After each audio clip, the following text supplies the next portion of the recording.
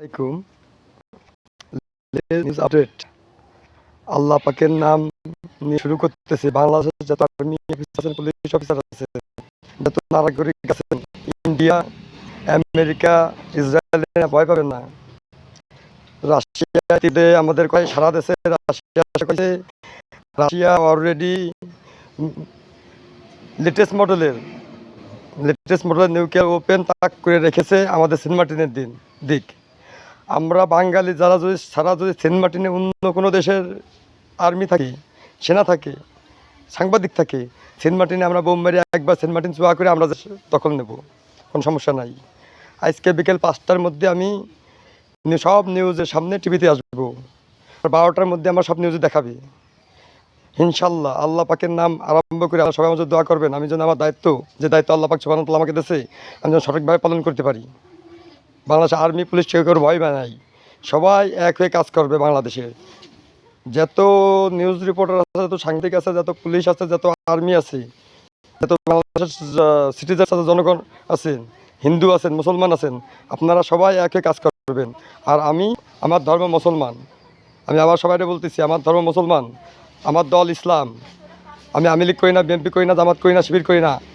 আমার নবী করিম মুহাম্মদ সাল্লাল্লাহু আলাইহি সাল্লাম আমার জন্য দল চুজ করে থেকে গেছেন। আমি সে দলের। আমি ইসলাম ধর্ম পালন করি, আমি মুসলমান, আমি আল্লাহকে বিশ্বাস করি। আমি জানি না আমি মুসলমান হতে পারিছি কি না, আল্লাহ পাকই জানেন। এবং আমার ইসলামের আগেও কিছু নেই, পরেও কিছু নেই, শুধু একটা জিনিস আছে আমার ইসলামে, লা ইলাহা ইল্লাল্লাহ মুহাম্মাদুর রাসূলুল্লাহ সাল্লাল্লাহু আলাইহি ওয়াসাল্লাম। এই বলে আমি আমার ভাষণ শেষ করছি। এবং আজকে 12টার ভিতরে যদি নিউজ আমাকে না দেখায়, তার মানে মনে করেন সাংবাদিকরা আর্মি আর পুলিশের সাথে অ্যাড হয়ে আমাকে মেরে ফেলে দিতেছে। আর আমি বাংলাদেশের সিটিজেনদের আকর্ষণ করে এটা বলতেছি, বাংলাদেশের যত জনগণ আছেন আপনাদেরকে যা করতে বাধ্য করা হয়েছে, এটা করছে বাংলাদেশের সরকার। এই সরকার চেঞ্জ হয়ে আমি সরকারে বসতেছি।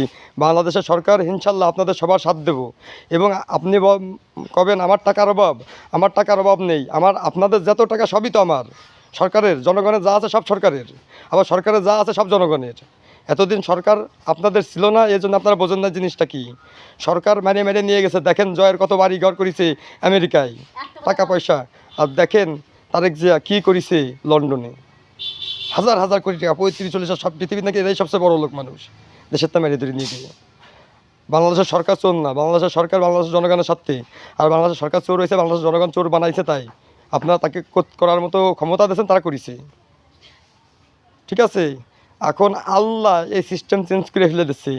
ব্রিটিশ কোনো আইন কানুন বাংলাদেশে থাকবে না, নতুন আইন কানুন বাংলাদেশে তৈরি হবে বাংলাদেশের জনগণের স্বার্থে।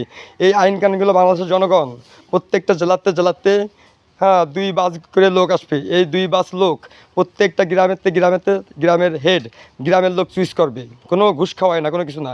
তারা ঢাকায় আসবে, তারা চয়েস করবে নতুন আইন কানুন কীভাবে হবে।